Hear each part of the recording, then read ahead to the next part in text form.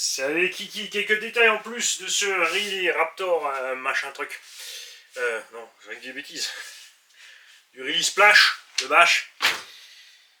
Avant d'aller rouler, aussi quelques petites choses en plus. J'ai démonté le pare-choc avant. Effectivement, la vis qui est dans le pare-choc avant en plus, elle a la même longueur que celle du Riley Raptor, sauf que là il y a une pièce en plus entre. Cette pièce fait 2-3 mm d'épaisseur. Le filet n'est donc pas assez dans la cellule, de ce fait, c'est pour ça que quand j'ai tiré dessus, j'ai arraché cette pièce. J'ai donc fileté en M4 dans la plaque en alu devant qui, elle, est tenue par deux vis qui traversent toute la cellule et deux écrous, plus deux vis qui traversent toute la cellule et les triangles et les écrous. Donc elle n'a pas besoin de cette vis centrale spécialement. Moi, je suis passé en 4 pour visser dans l'alu. Ça tient quand même dans le plastique derrière, aucune importance. Je vois ça mal quand même, ce coup-là. Je pense que ça va... Sur des impacts de ce sens, quand on va rouler boulet, ça risque de déchirer. Là. J'ai voulu faire pareil à l'arrière. À l'arrière, il y a un souci. C'est que la plaque qui tient les triangles arrière, là, c'est qui est le point faible sur le Raptor, a été modifiée. Elle a en plus la patte qui a été ajoutée devant vissée, moulée avec elle. Donc, il n'y a pas de vis au milieu, puisque c'est moulé dessus. Enfin, il y en a une, mais ça sert à rien, parce qu'elle tient la cale, mais elle ne tient pas la plaque avec la cale. Donc si tu passes sur l'option alu, tu n'auras plus de quoi fixer le pare-choc ici. Cette pièce-là est moulée en un seul morceau à l'intérieur, là. Ça. Il faudra donc jouer de la Dremel pour séparer les deux morceaux, si tu veux mettre la plaque alu, et récupérer ton ancrage de pare-choc arrière. La barre stab arrière se promenait parce que les filets à l'intérieur ici sont cuits, tout simplement. Les vis sont très très courtes et elles étaient déjà foutues. J'ai repercé un petit peu plus loin en 2 mm, j'ai passé des M3 un peu plus longues. Attention, de ce côté-là, ici il y a la couronne. Donc ne mets pas trop long. Hein, enfin là des deux côtés. Là pour moi c'est à l'arrière droit et à la... Si, la couronne est à l'avant droite, donc elle est à l'arrière gauche, donc c'est l'autre. Bref, tu fais gaffe, il y a un côté, il y a la couronne derrière. Tu peux pas aller trop loin. Suspension touche pas. Diff avant, j'ai donc mis 150 000 CST. Tu vois, ça reste, c'est pas encore trop épais, trop collant. Ça évitera de ballonner trop. Je pense que c'est ce qu'ils ont mis aussi au centre d'origine. À l'arrière, on laisse. Et un point très important sur le mien aussi, ça ne va pas dire que c'est sur tous. J'ai voulu refaire l'anthrax, l'entredent. Et j'ai constaté que le chariot est déjà quasiment au bout de course. Ça veut dire que cette couronne-là est plus grande probablement que celle du Raptor. Parce qu'il ne me semble pas que ce Raptor en ait un si petit bout de course pour régler l'entredent. À vérifier donc sur le PDF ou sur le DVD, sur le CD. Quoique lui, ça recule pas mal. En tout cas, on a au moins du 47 ou du 50 là-dedans. On verra ça en roulant. En voulant faire l'entredent, je me suis aperçu d'un truc très rigolo. Tu vois là qu'il y a mon BTR. T'es d'accord? Il y a un trou en plus, rien de nouveau. Il y a plein de pignons qui ont deux. Ils en mettent plus qu'un parce que c'est pas absolument utile. Mais ce que tu as vu là-dedans, c'est que, regarde, c'est le méplat. Le BTR est monté du mauvais côté. Du côté sans méplat. À première vue. Je dis bien à première vue.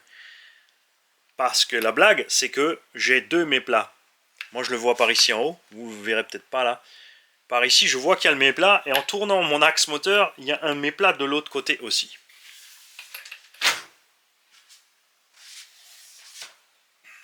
Et on va vérifier ça sur l'autre moteur Riley qui reste là. Effectivement, regarde. Un méplat. Deux méplats. Et attention, les deux ont le petit crochet au bout, style Arma.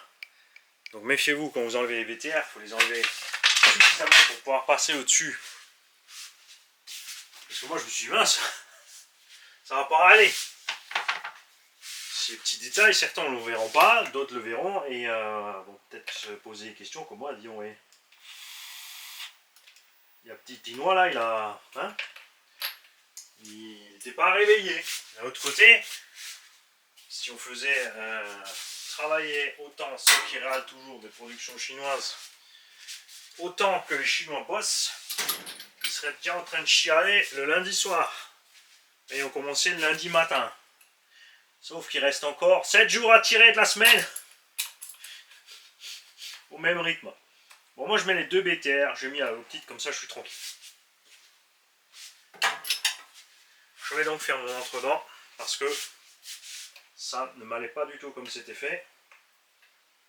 Si tu as raté, tu regardes l'unbox de ce matin, tu verras que ça sifflait largement quand on faisait tourner le machin. Là c'est un peu trop.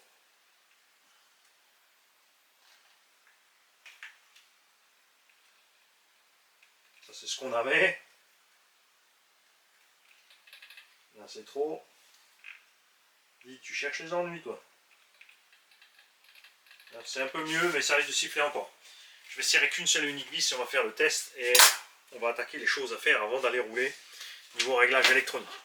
Tout d'abord, tu n'es pas sûr que le bouton soit sur on ou off. Ils ont par contre écrit en plus maintenant le côté on ou off. En théorie, c'est en bon sens, sauf si le bouton est collé à l'envers. Tu sais pas. Donc pour être sûr, tu allumes ta radio, tu lèves ta machine en te tenant loin de tes pneus et là, les pneus loin du truc, du support, tu mets en route. Enfin, tu branches ta batterie si ça se met en route.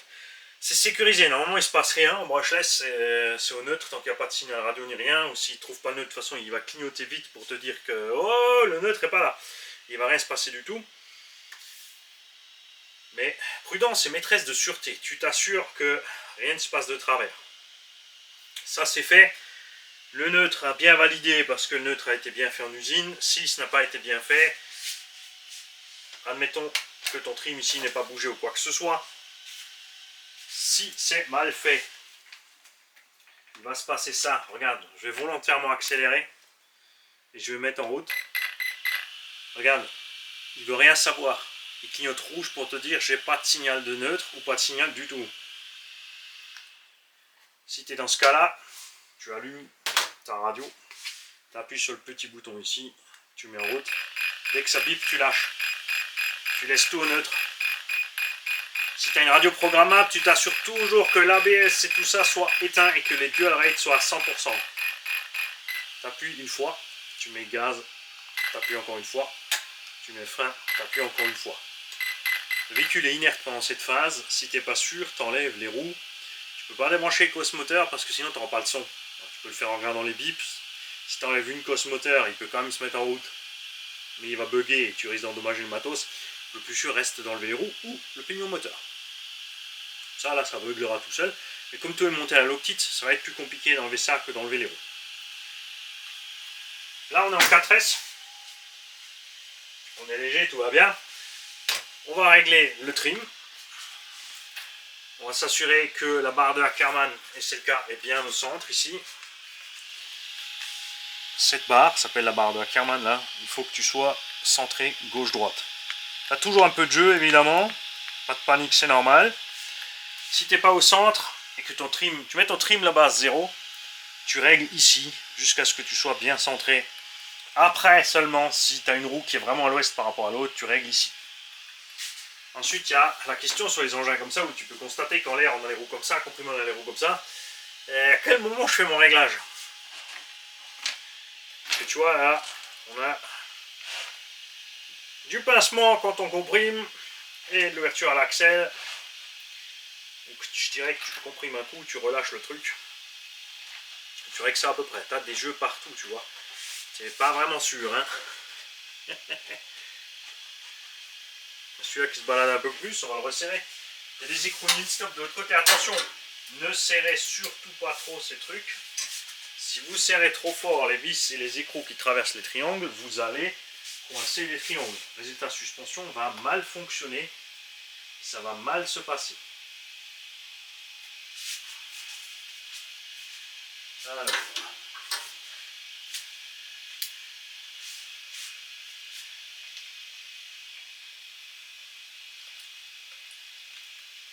Ouais. On va serrer un tout petit peu pour enlever le jeu. Là, en plus, regarde, je vais changer mon huile de diff.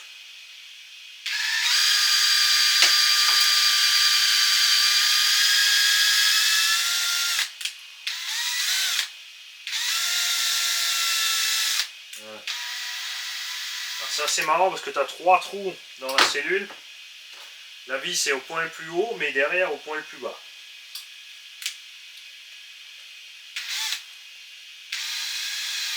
Donc de travers.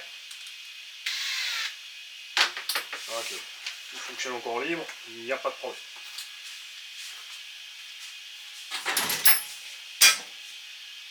Maintenant, on va checker la direction si elle va pas trop loin. Tu as vu, le cerveau est pas super rapide. Je pense à plus, un peu celui du Sage. Sauf que celui-là est quand même un peu plus rapide. On va tourner à fond d'un sens. Les pièces vont arriver en butée mécanique ici. Tu vas toucher ici, tu vois. Là, non, c'est bon, ça ne touche pas. Regarde le cerveau. Tout ça, c'est de la course en trop où il force. Et de l'autre sens, regarde, on va toucher ici, regarde.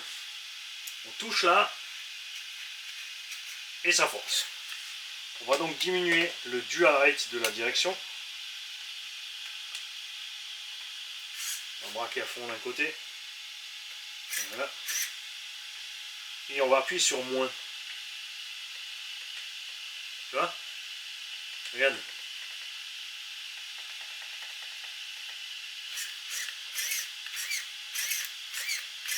Là, on est juste à ras. En roulant, peut-être manquera un peu. On va peut-être monter un petit peu parce que sauf cerveau va travailler et tout ça. Mais je préfère une fois réglé en statique, juste à ras débuter. Pour être sûr de ne pas forcer ensuite en roulant. Si vraiment il y a du mal à tourner en roulant, on interviendra un peu sur le sauve-cerveau. Et peut-être un poil de dual rate en plus. Et voilà. Maintenant, on va checker notre entre-dents. Donc voilà, je desserre un petit peu par rapport à ce que c'était sorti de la boîte. Ça, c'est un peu dommage parce que pour les débutants, ça risque d'être compliqué. Je me dis, c'est bien serré à l'optique, il faut des bons tournevis, des bons outils. Donc on a une seule vis qui tient le moteur et on va quand même tenir l'engin comme il faut. Tout ce qu'on va faire ici, c'est mettre un petit peu de gaz.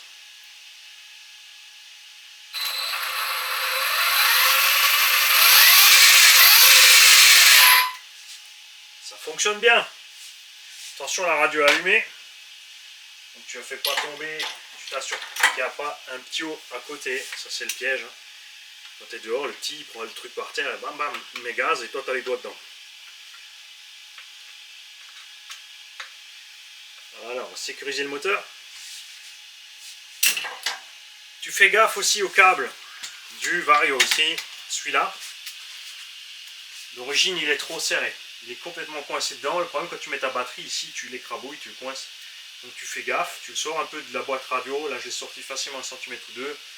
Et je l'ai laissé libre. Il est bien guidé, il risque pas de se prendre quelque part. Ils l'ont encore fixé là au câble du Vario, c'est bon. Celui-là aussi, ils l'ont fixé là pour pas qu'il se balade. On va laisser ça comme ça. Tu peux le faire plus proprement, plus facilement. L'interrupteur, tu le décolles, tu passes le câble en dessous. Bref. À toi de voir comment tu le fais. On va laisser comme ça. Pour l'instant, je roule avec une 4S. J'ai donc mis un shunt qui n'est pas livré avec. Donc, si vous roulez avec une batterie, pensez à acheter un shunt XT90. Un shunt, c'est un câble qui relie le plus et le moins d'une des deux prises du cordon Y. Sinon, le courant passe pas. Parce que plus sur la batterie plus, qui repart sur le moins, qui va sur l'autre plus, la batterie qui n'est pas là. Donc, il n'y a pas de courant entre le dernier plus et le moins. Donc là, tu mets ton shunt. Et maintenant, on va faire un petit test.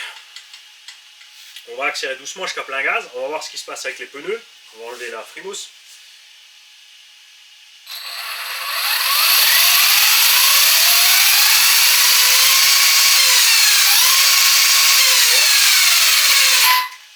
Franchement, ça va. Je pense que l'étagement n'est pas exagéré. Ils ont dû effectivement mettre une couronne plus grande que le DR8. Par contre, on a une grosse latence. Ouais, enfin, moi j'ai un Rilsan au milieu de l'écran, c'est normal, Dani.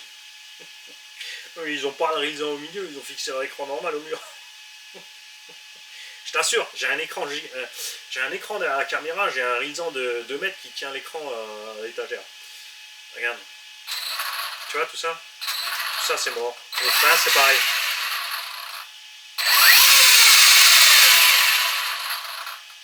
Le frein 50% à la freine. Comme toujours, tu freines un peu. Ça suffit. Si tu vas bloquer, tu bloc net, choc dans la transmise. C'est bien en cas d'urgence, si vraiment il y a un gros obstacle devant, surtout s'il y a quelqu'un. Mais sinon, non. Hein, Jean, un petit peu. Et tu restes comme ça. Parce que plus il ralentit, plus il ralentit. C'est exponentiel. Parce que ta force de freinage reste la même, mais le véhicule va moins fort. Je constate autre chose ici. La vis qui tient le renfort ne dépasse pas du nil stop. Ce qui veut dire que l'écrou n'est pas sécurisé. Donc là, il faudra une vis un peu plus longue.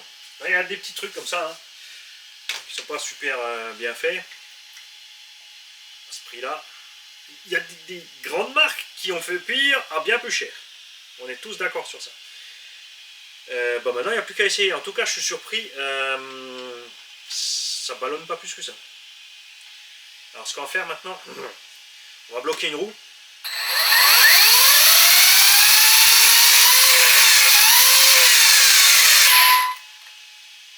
La vitesse que cette roue ne prend pas, c'est l'autre qui la prend. T'as vu, là, ça commence à ballonner. C'est à peu près, je pense, que ce qu'on aura en 6, c'est ça. Mais ça n'a pas l'air trop dégueu. Hein. La gomme se détend pas trop. Donc, on est bon en résistance, on est bon en poids. Collage, ça a l'air bon. Il ne reste plus qu'à voir en traction ce qui se passe. Si on en a en motricité ou pas. Je suis vite allé voir sur Conrad, quand même, les roues sont quand même vendues 40-45 € la paire. Ça te fait quand même 100 balles les 4. C'est quand même plus cher que des Louise. Mais, en fait, les Louise MFT par exemple, mais on est plus light, les MFT ballonnent pas. On est en recherche de pneus comme ça quand même. Hein. Des pneus qui ballonnent un peu, mais qui ne te pètent pas la gueule, qui sont pas lourds. Et après, on peut pas tout avoir. C'est sûr, si en plus on a la motricité avec, c'est cool. Mais si on n'a pas la motricité avec, c'est chiant. Mais ça sera déjà mieux que d'avoir un pneu qui ne ballonne pas et qui ne motorise pas quand même. Oui, ça aussi on a. La carreau, après, tu fais ce que tu veux, tu la renforces, comme dit d'un côté, je me dis je vais mettre une carreau renforcée pour aller le rouler, pour pas abîmer la carreau d'origine. J'ai pas envie de l'éclater. De l'autre côté, il faut bien qu'on voit si elle roule boule comme il faut, si elle est un minimum résistante. Et je vais repercer, parce que ça, non. Je peux pas rouler avec la carreau posée comme elle est d'origine. Je peux pas. Tu vérifies bien sûr le serrage de toutes les roues. Je te conseille vivement, parce que là c'est pas le cas, de mettre du frein filet sur tes vis. Ah tiens d'ailleurs ça, on n'a pas regardé. J'ai pas regardé s'il y avait du. Si la clé de roue était fournie. Bon, de toute façon. Munis-toi d'une bonne clé de roue, c'est jamais perdu. Tu n'es pas obligé d'acheter une clé de roue RC. Il y a certains engins spécifiques où ouais, tu es coincé comme le sledge parce qu'il te faut une clé longue et qui soit fine au bout, comme certaines clés de bougie sur certains engins, mais là, pas. Tu as beaucoup de place au milieu, donc n'importe quel outil bas de gamme pour travailler en vrai suffira pour la miniature. Je veux dire, pauvre clé à pipe premier prix, là, ma magasin de bricolage. Évite les trucs en tube qui sont juste tapés dans un tube, là, forgés en tube. Prends quand même un truc. Fait une pièce forgée, quoi, pas juste un tube éclaté en hexagone. On va faire ça ensemble, comme ça. Quand je perdrai une roue, on ne pourrait pas dire ah, t'as envie de tirer, on t'a pas mis dans l'optique. Vous êtes avec moi là.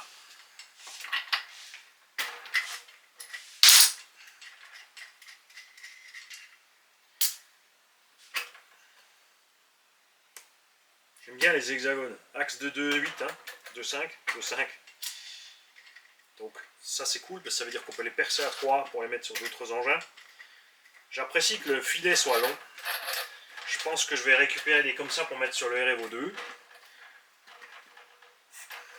Parce qu'ils ont l'air en plus fait comme il faut point de vue dimension. Il faudra en enlever un et en mettre un dans une jante. Il y a des hexas comme ça qui ont l'air bien, mais qui sont un poil plus petits que l'hexa de la jante.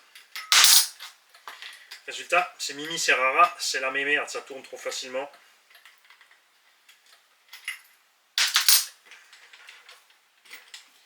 celui-là, si tu veux bien l'alléger, bien sûr, tu es libre de monter les roues C-Ben Racing qui sont maintenant, enfin c'est HSP à la base, dispo chez Model Bormet, avec des jantes blanches ou noires, avec des gros déports, avec quelques crampons dessus. Vous avez déjà sur plein de vidéos, c'est des roues très légères, pratiques dans le pré. C'est surtout si tu as des problèmes de retournement, c'est pratique. Parce qu'ils sont larges, sont taille basse, ça glisse bien sur les latéraux dans le pré. Voilà, on va serrer toutes les roues.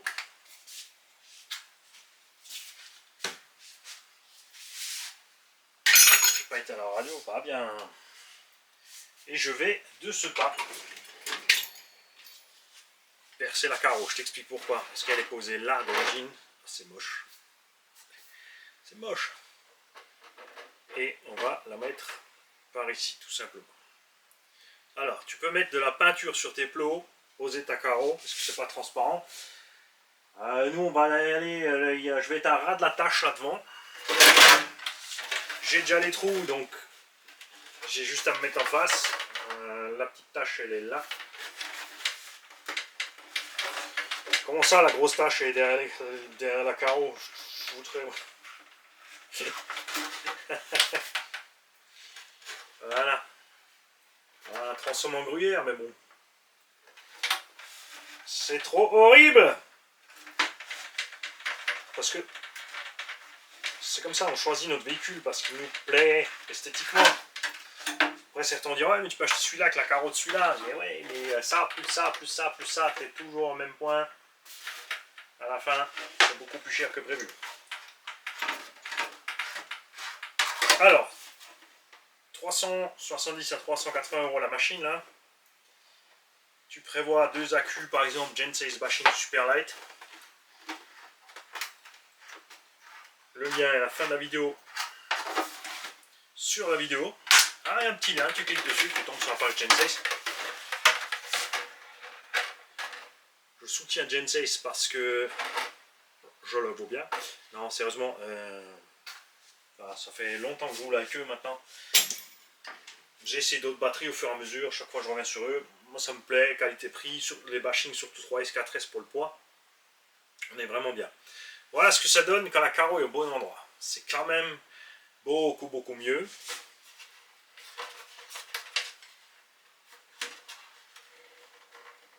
On aimerait bien, comme dit, les petites assiettes au-dessus pour les clips aussi. Alors là, comme on a un tube central, on peut mettre une mousse collée dans le toit qui va aller poser au tube central. Pas une mousse de toute la taille de la carreau qui veut envelopper l'électronique pour prendre feu. Oui, sérieusement, il y a quelqu'un, il y a 2-3 ans, qui m'avait mis ce commentaire sur la chaîne. Et c'est pour ça que chaque fois que je parle de mousse, je me fends la gueule.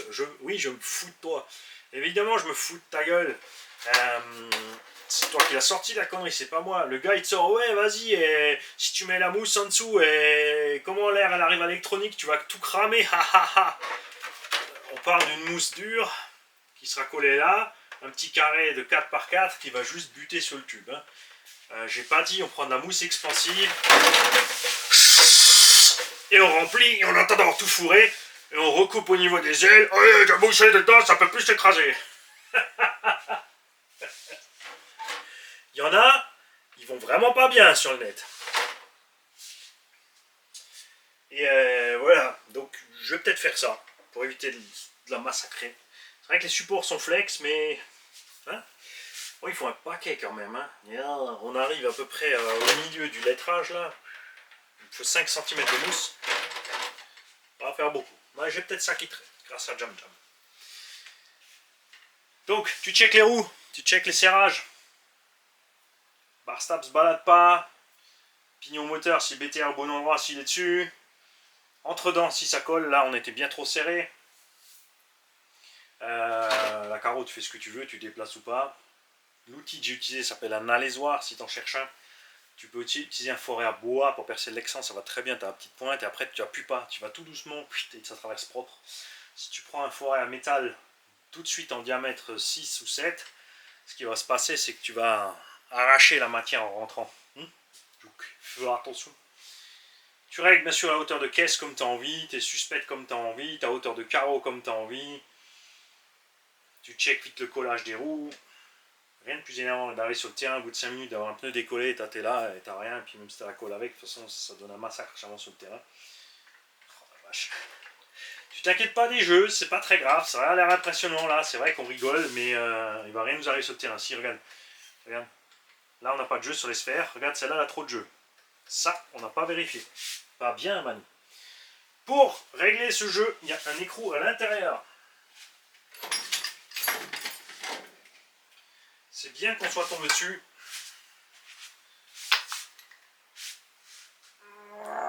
Quel bourricot qu'a serré. La loctite donc sèche en l'absence d'air. C'est pour ça que quand on met sur une vis, c'est que tu laisses la vis dehors, il ne se passe pas grand chose avec ta loctite. Oh là! Oh ben Dieu! Hey.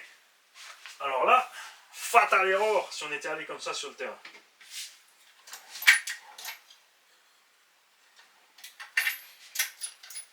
Alors, où est ma petite clé magique?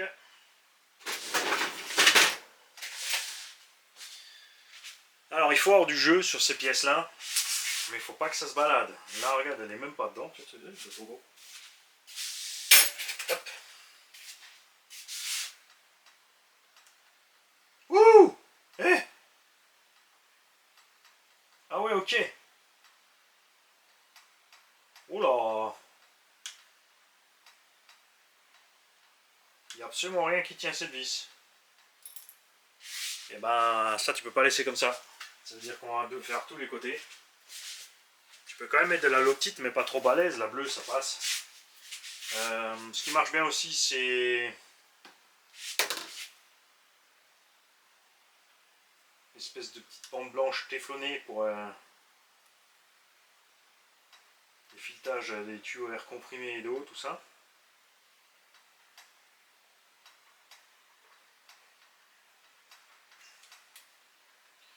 Ouais, ben Dieu, regarde ça comme ça se balade. Et ben heureusement qu'on avait ça. Donc là, il faudra faire gaffe. Hein. C'est marrant parce que ça m'était pas arrivé sur le Raptor, on n'avait pas ce problème.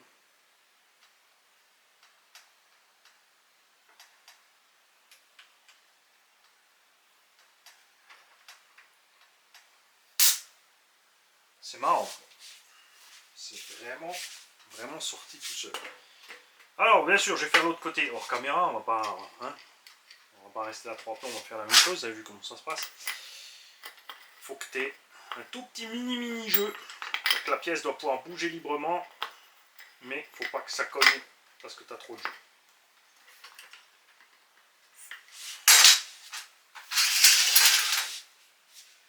Je te laisse là.